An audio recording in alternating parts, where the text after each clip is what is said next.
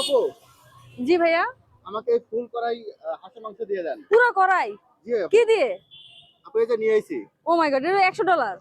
100 $100। ডলারে পুরো করাই দিব? জি আপু। $100 12,000 টাকা হইতে পারে। কিন্তু 12,000, আমার এই খাবারের কি 12,000 12,200 টাকা টাকা দাম? আছে। এই কড়াইয়ের দাম কত আছে? যতই থাকুক, এটা কি দাম হয়?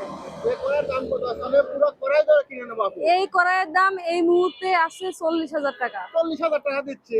কিন্তু কই, আপনি তো মাত্র $100 দিলেন। আমি আর এটা তো দিচ্ছি। এক্সচেঞ্জ হয় না ভাইয়া, বাংলা টাকা লাগবে। আমার কাছে তো ডলার ছাড়া আর কিছু এ নাই। ভাই, আপনি আমাকে প্যারা দিতে আসছেন, ভাগেন যান। আপনি দিবেন না? মানে পুরো $100 দিয়ে পুরো কড়াই কিনতে আসছে। আপু তাহলে আমি $500 দিচ্ছি। আমি পুরো করে নিব। ভাইয়া বাংলা টাকা, আমার অনলি এই পুরো বাংলা টাকা কড়াই অ্যাকসেপ্টেড। লাগবে। লাগবেই?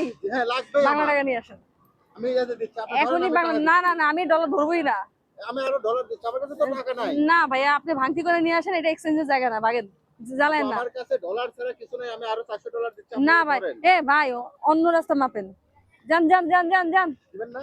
কে ভাই, আপনি কেন প্যারা দিচ্ছেন? যান না। আচ্ছা তাহলে কড়াই মাংস আপনি কারোর কাছে বিক্রি করবেন না, আমি টাকা নিয়ে আসছি। ওকে ভাইয়া, নিয়ে আসেন। ওকে, আমি বিক্রি করবো না।